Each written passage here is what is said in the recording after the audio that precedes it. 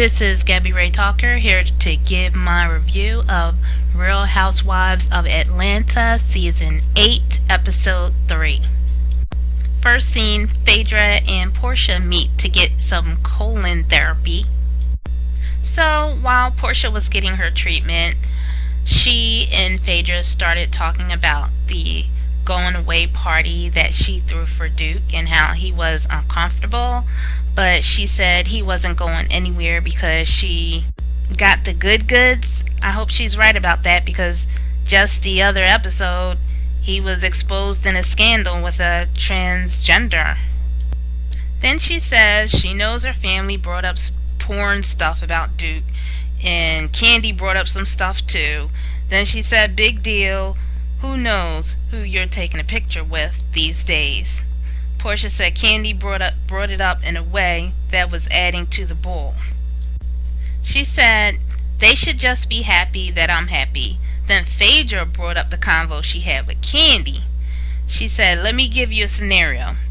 If I had your ex-husband's stuff at my house, his motorbike, how would you feel? Portia said I would feel betrayed. Phaedra said that's the situation I'm dealing with. Candy didn't tell her anything, and she thought that they were better than that. Next thing you see Candy and Todd in the bed talking, and Candy talks about the convo that she had with Phaedra. She said her main thing was that she had Apollo things at her house and didn't tell Phaedra. And then Todd said, he asked me and I said it was okay. Then Todd asked Candy, are you guys trying to get back to where you were? And Candy says, I can't say, but I'm glad we had the conversation and hope things can work out. So of course Todd had to ask Candy about the money thing, asking her, is she cutting that check? Meaning, is Phaedra cutting that check? And Candy said she did mention that, and he said that was good. And Candy said overall the conversation she had with Phaedra was decent, and that she's taking it one day at a time. Next scene, you see Cynthia, and she says she has not seen Peter in a week. So she invited Leon, her daughter's father, to interview a tutor for her daughter, Noelle. Cynthia says Noelle sings and she acts, and she needs for her daughter to be homeschooled, and she brought in someone to interview to tutor her. Then after the interview, Leon tells Cynthia that someone sent him the tape of Peter.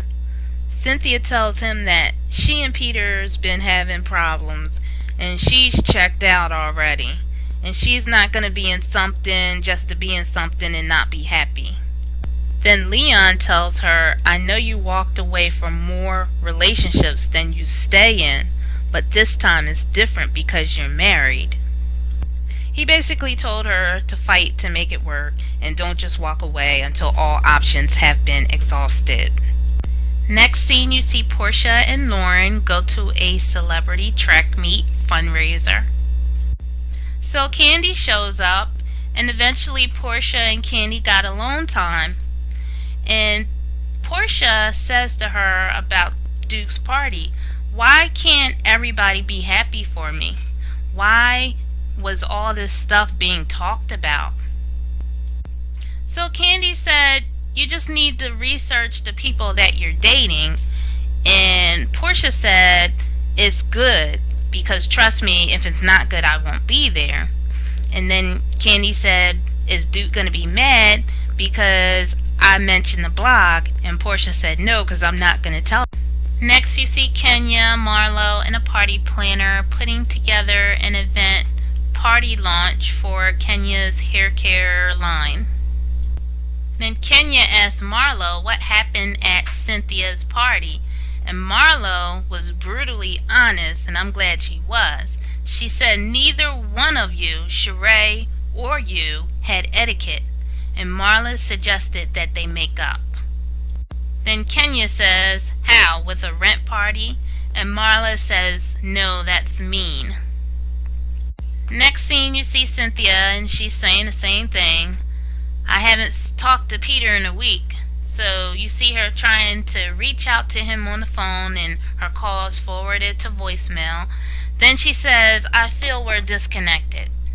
Next scene, you see Kim Fields and her husband, and they're excited about having a night away from the kids, and they're also planning to go to Kenya's event. Then Kim says, "I'm not a girls' night out type of girl." And her husband says, "That's why you don't have any friends." And she says, "I have friends." And then he said, "Who?" And she says, "From school." And he says, "You don't have any friends." Then he says, "But you have a chance to meet them tonight, and that will be nice." Then she says, "But I'm just going as me?" Then he says, "Yes, you are." So to me, it looks like she's keeping herself isolated. Anything other than work, she's keeping herself isolated.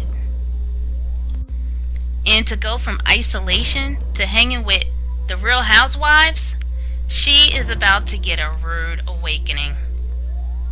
The next scene is Kenya's event. It looks like everyone showed up except for while Candy came, she just had to leave because it was so hot and everyone was fanning, so it looked like Kenya's event didn't go as planned. She wanted it to be cool, but it was hot. Now, even though Sheree and Kenya had words on the last episode, Sheree still came to support Kenya in her event, and Kenya pulled her aside, and they worked out their differences, even though Kenya still was shady in the conversation, but they worked it out. Then Sheree told Kenya, "If you have anything to say about me, just come to me." And so they resolved that. But in Sheree's confessional, she said, "I still know that bitch is sneaky." In the next scene, Peter returns after 10 days.